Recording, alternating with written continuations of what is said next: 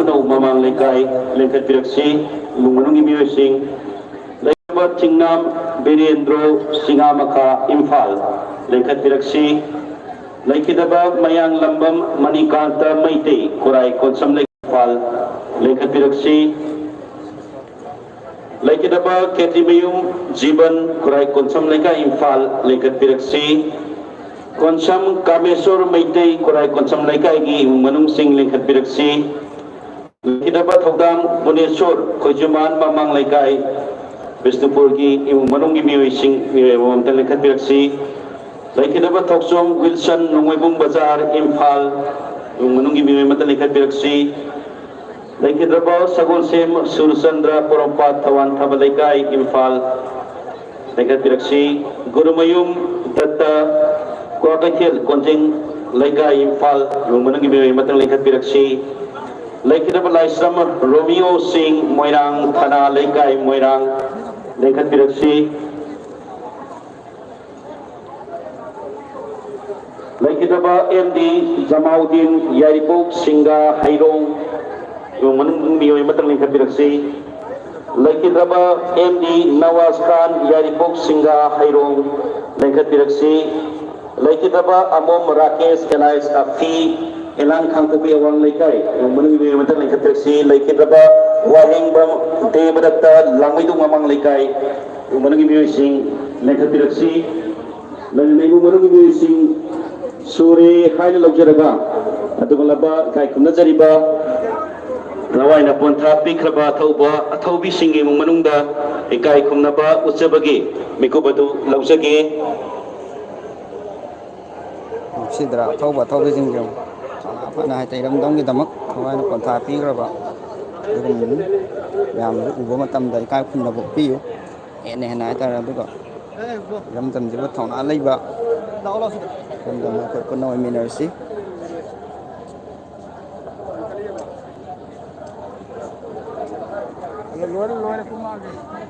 Sidra.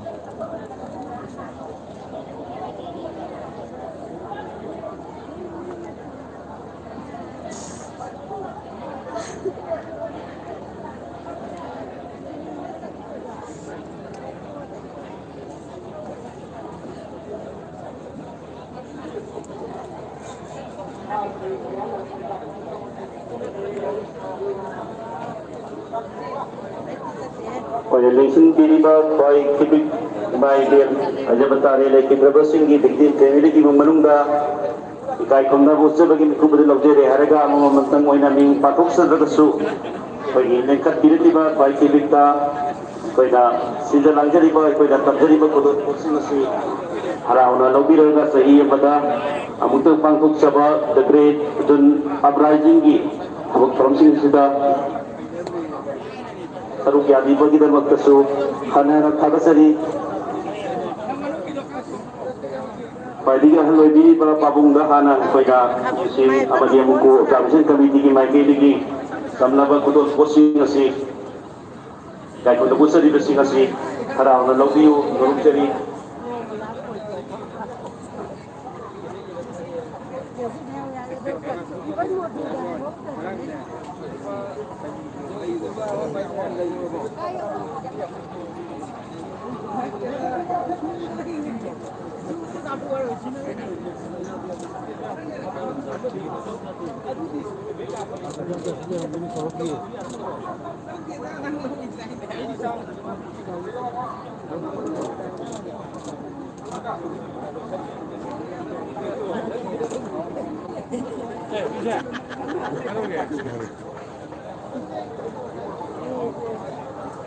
Makatang mamay kita pampak sigi makatang mamay kita lesin diri pa ima sing amadi yamba sing al sing asi adungon laba ikumzal lising ani amagi yamna unin nung sinngay wairaba kawam draba thodok adugi thodok adu leki draba imung manunggi lioi singi kita nanda ubay yaro ka diya mutang luxury pa ay hang na kita ubay yaro ka su mutang may singiran naman nulog siya ge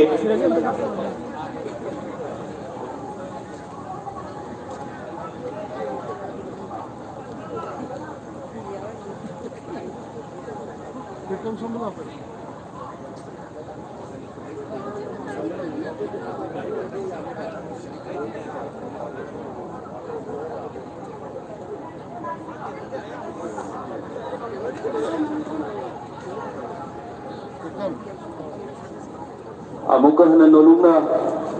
wagam jagi maduni laiki draba atau atau bising ibu manugi bising sitahu bayaru kadi langsung ba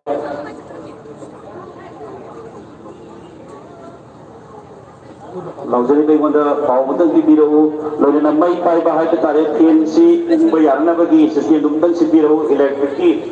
department ki sinau sing Sisa Kamzariba Simulaba Tim Si Angtang Saran Binaba Maruksagi Maramdi Sita Kambasing Si Pai Saba Sagalakana Maraga Tiansi Tang Yaranaba Siminaba Nuruksari Lena Nabasi Pabada Tungan Ba Legadi Gili Birakba Selise Imaibel Singna Nasigi Faramsi Soidangan Danaba Amadi Sekolah lebaran dua rebutan hamasida bantuk terbayadi niang kita makta tahu terbayadi hadan lebih lebih bah terus tapi lebih macam simpul mempusu sudah lanjari bah observation committee ke maiki bigi ikai kumna sahaja kalau ini maiku mana kurung jari Sira apa pun mana panggan itu memang pun ini bani dari nama sida kai kumna jari bah rupragagi Saisakpa Madi musician sing setiap dekat tidak nampak sudah lanjut observation kami digi memakai digi noluksari saya digi akan membatang digi hauna lebih rakyat ngasih kami yang kita gol tahun na begitu bakta rupara digi tim singsu lakuna lebih dabali masih kita bakta observation kami digi memakai digi tawimal khangba bagi kai kumna busari Lengket direksi koi dan mina ujar pada haza kai kana ter bazar na bol ke no lagi lingoi na panjar pada loy na tungan ba saisak isi ungtang lengket tirana bando luxury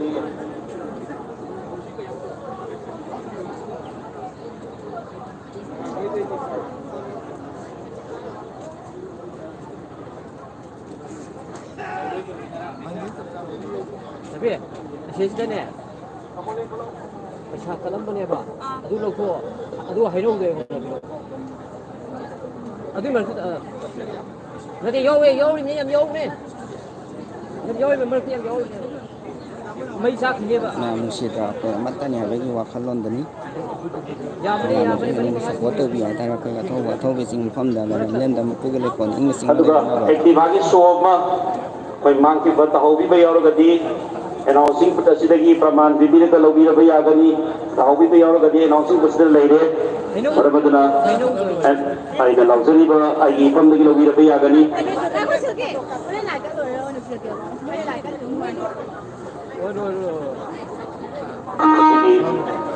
lebih dari ba rupra gagi saisat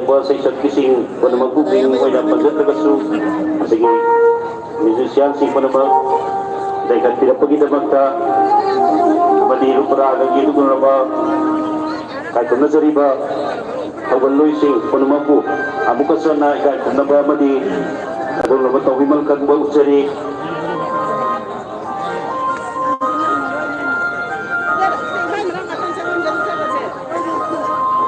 sidra senama amu orang baru tahu dah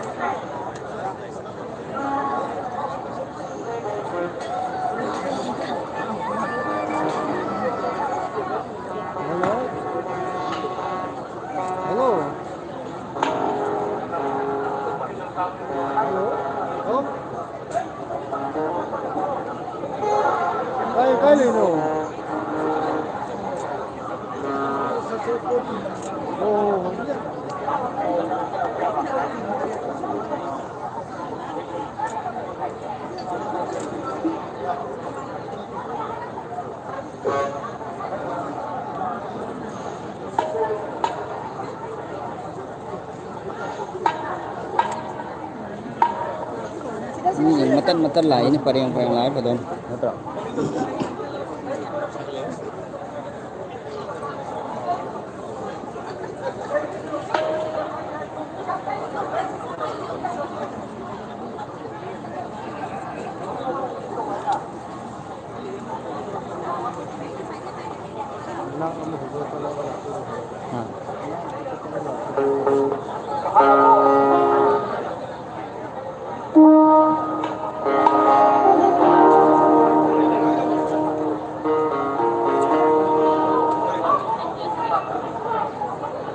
Langjariba observation committee ki ya balogzari harega nasigi rupraga ki saisakwa amadi musician singna bibiba saihoi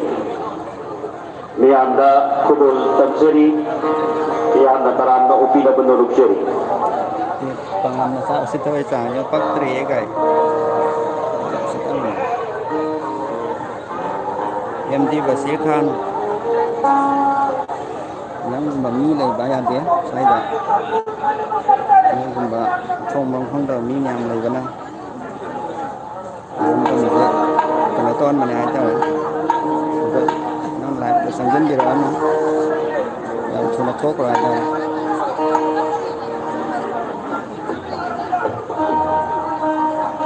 thâu bị sinh thâu anh còn thà pi rồi bà mình xin mình làm yang cerita dah, si pension itu mana pada, atau ini pension itu na, kalau lain nak cerita, mendang itu nak. Kamu ini ihulna pada pengam debagi kasi sekolah rob yang ini siapa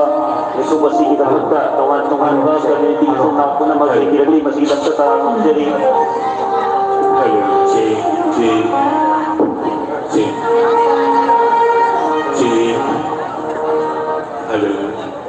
Hello.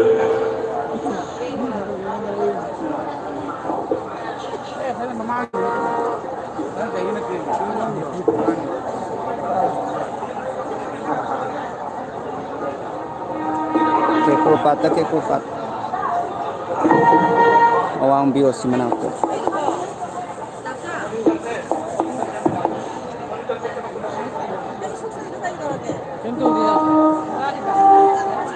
Saya lah sambil boleh teman.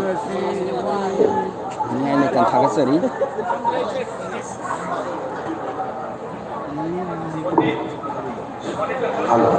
Halo, cek. Halo.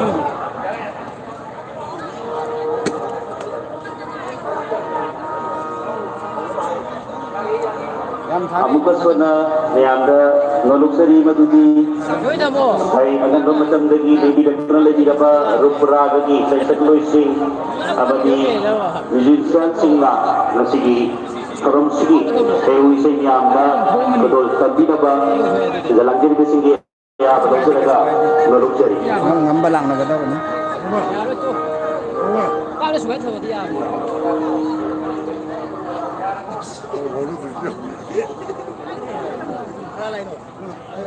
Si driver bên semua mana ba mem.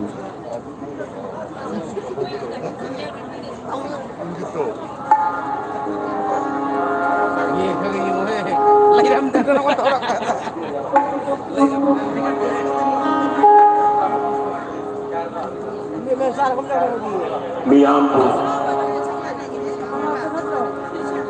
magpu kore di jari ngasi jun tara benipang English mani ke kuning mangan ke kurupan tilai pemilai nasida rupra bagi seksa persingalan dari bang sehingga isai kare ase Maharaj Kumari Binodini Devi Pachaspati Menu Jayanta Kumar Sharma pun sebagai ibu jo amati Sri Sorara Isuna Devi isai singa sugu mafam sana pareng leng sendiri bawane sini sini baca seperti mayung jeng dokumen sekarang aduh isai pun nama kasih betul pagi awal tapi roda sini kan roda Oke, lobby dan sini. Nia